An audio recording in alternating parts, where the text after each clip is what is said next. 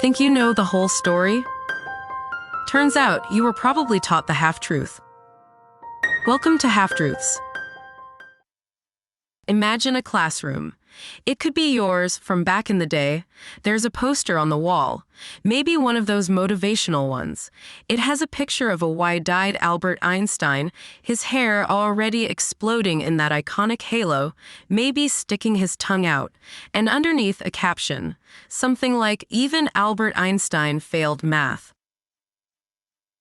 Your teacher might have told you the story.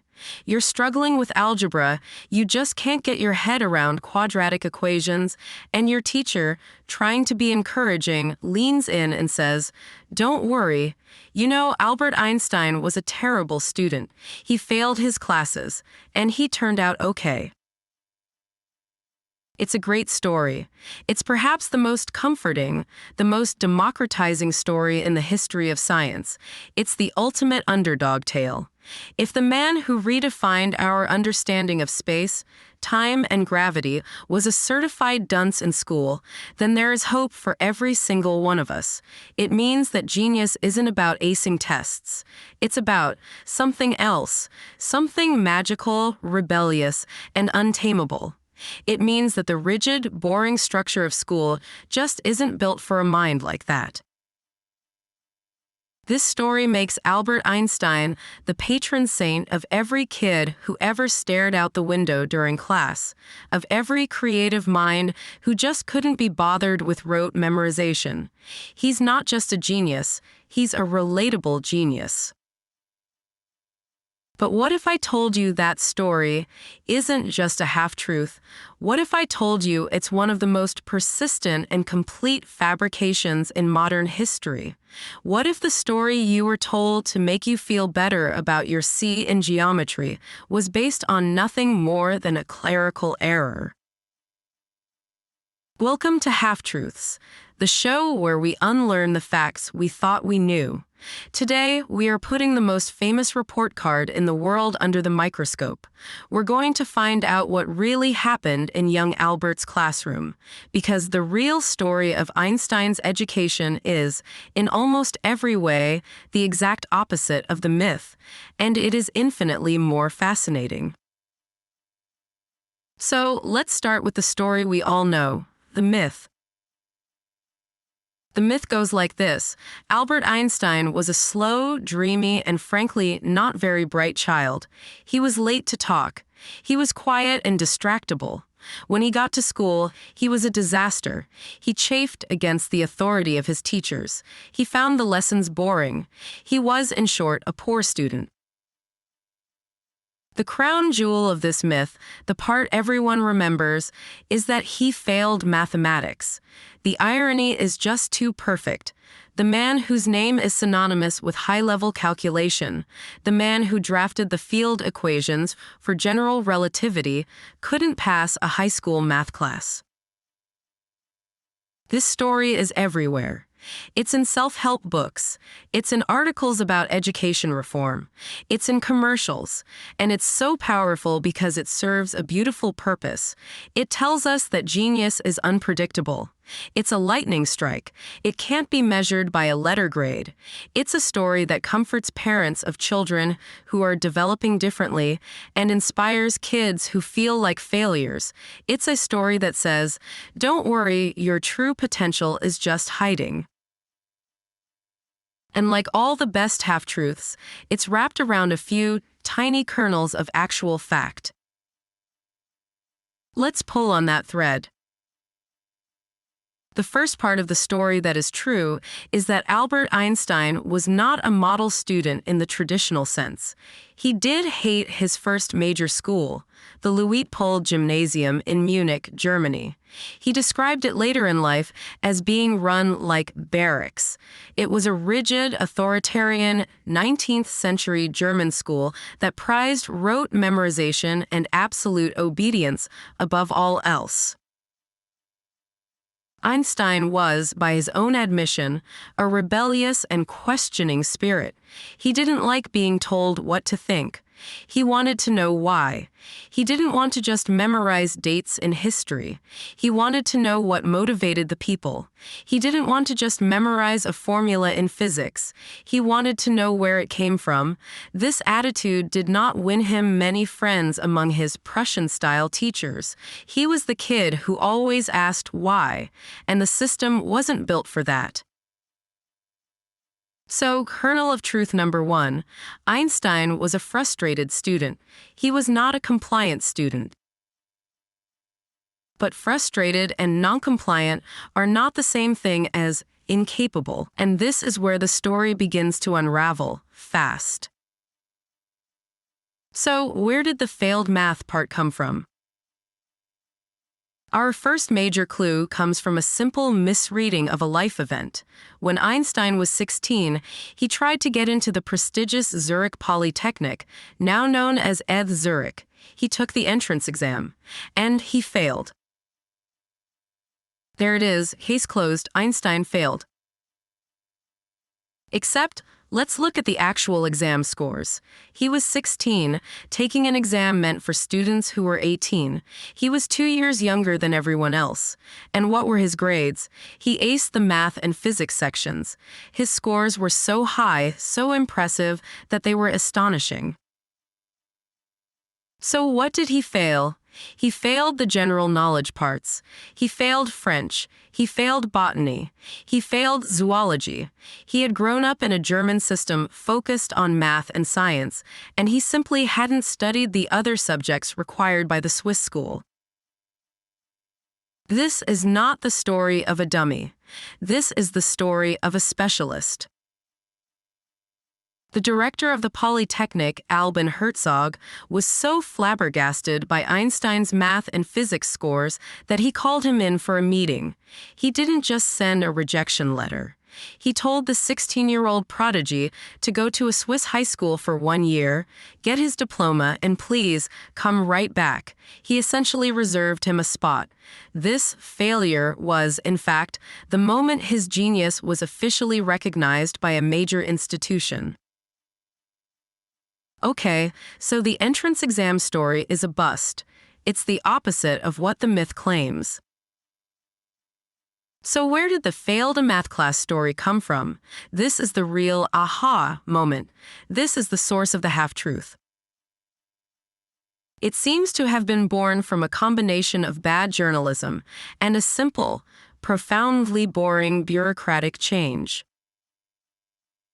In 1935, a Ripley's Believe It or Not column, The King of Popular Trivia, ran a segment with the headline, Greatest Living Mathematician, Failed in Mathematics. This, along with a few other articles from the time, blasted the myth into the stratosphere of popular culture. Once Ripley said it, it was a fact.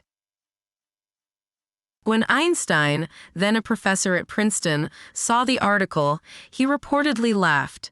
He told a reporter, "I never failed in mathematics. Before I was 15, I had mastered differential and integral calculus." So, why did Ripley think he failed? This is the detective work. Biographers have traced this to a simple, hilarious mix-up.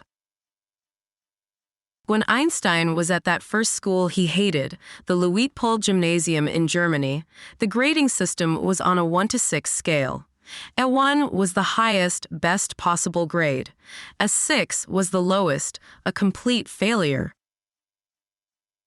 In his final year at that school, young Albert's report card showed a 1 in algebra, a 1 in geometry, and a 1 in physics. He was, by all accounts, a certified genius. But Einstein left Germany. He went to Switzerland to finish high school at the Cantonal School in Aarau.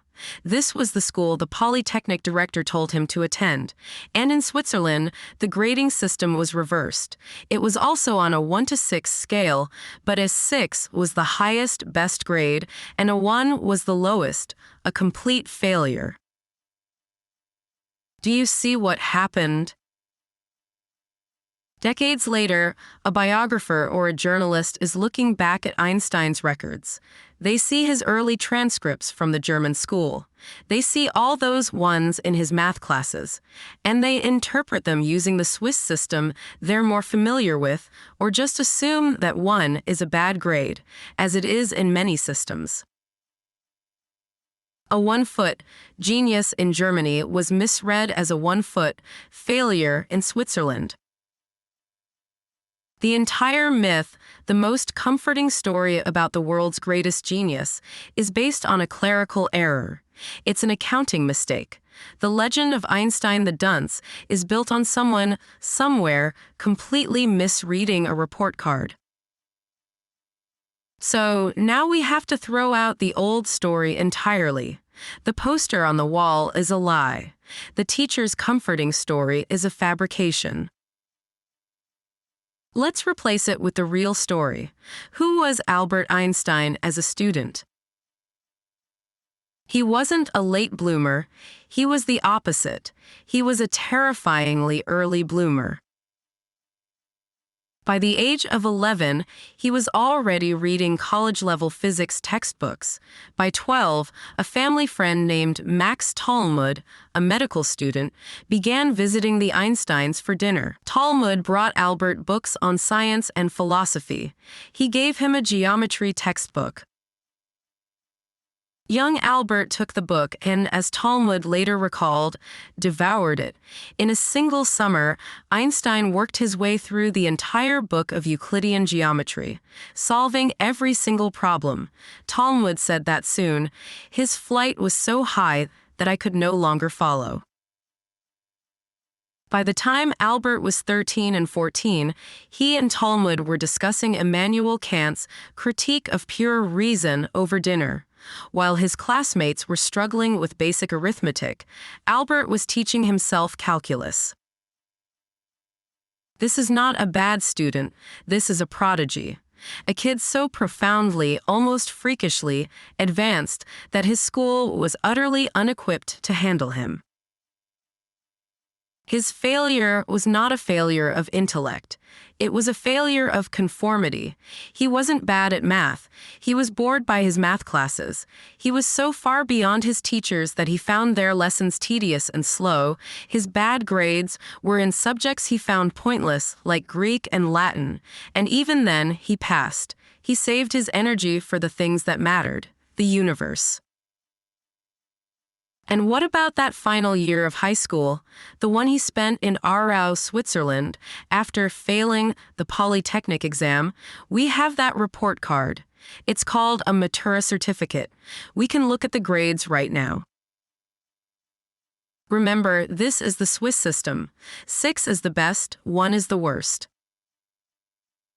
Here are Albert Einstein's final grades: Physics 6, Mathematics, Algebra and Geometry 6, History 6, Italian 5, German 5, Chemistry 5. He was a straight A student in the subjects he loved and a solid B student in the ones he didn't. His one bad grade, his single failure, was in French. He got a 3. So the story that Einstein failed math is not just wrong. It is the literal opposite of the truth. He was a 100% top of the class, perfect score genius in mathematics. The real story is so much more powerful. Think about why he thrived in that Swiss school, the one in Aarau, after hating the German one so much. The German school was about memorizing and repeating. The Swiss school, by contrast, was built on the educational philosophy of Johann Heinrich Pestalozzi. Pestalozzi's method emphasized independent thought, visual learning, and intellectual curiosity. It was a liberal, progressive environment. It was in this new school, the one that encouraged him to think for himself, that Einstein reportedly had his first great thought experiment. He asked himself a question that would change the world. What would I see if I could ride on a beam of light? He was 16. This is the real lesson. The myth of the dumb Einstein teaches us that it's okay to be a bad student. It suggests genius is a magical accident. The truth of the genius Einstein teaches us something far more radical, that the system is often the problem, that a rigid educational structure, one built on obedience and testing, can fail to recognize and can even actively punish true originality. Einstein wasn't a bad student who became a genius. He was a genius who was being suffocated by a bad system. He didn't succeed in spite of his education. He succeeded when he finally found an education that could keep up with him. So why does this half-truth matter? Why spend all this time debunking such a harmless, comforting story? Because the myth does us all a profound disservice. It misunderstands the very nature of genius. By making Einstein a relatable failure, we rob him of his actual superpower. It wasn't magic. It was work. It was relentless, obsessive, passionate curiosity. It was the result of mastering calculus when he was 15. The myth tells us that ignorance is a perfectly fine starting point for a revolution. The truth is that Einstein's revolution was built on a complete and total mastery of the rules of physics as they were known. He had to know the physics of Newton and Maxwell inside and out better than his professors before he could see the one tiny flaw that would allow him to build something new. He didn't tear down the house without knowing how every single brick was laid. The myth of the dumb Einstein is a comfort. The truth of the bored Einstein is a challenge. It's a challenge to our educational systems. It's a challenge to how we measure intelligence. It asks us, how many other brilliant minds are we failing to see simply because they won't or can't conform to the box we've built for them? We love the story of the failure who becomes a god, but we're afraid of the more complicated and more human story. The story of the prodigy who just wanted his teachers to stop boring him so he could get back to the real work of figuring out the universe. We trade the complex, difficult story of a real, rebellious prodigy for the simple, comforting story of a relatable failure. And in doing so, we misunderstand not just Einstein, but the very nature of genius itself. Now you know the real story. What other half-truths are still out there? If you enjoyed this episode, please subscribe, leave a comment, and join us next time. Until then, stay curious.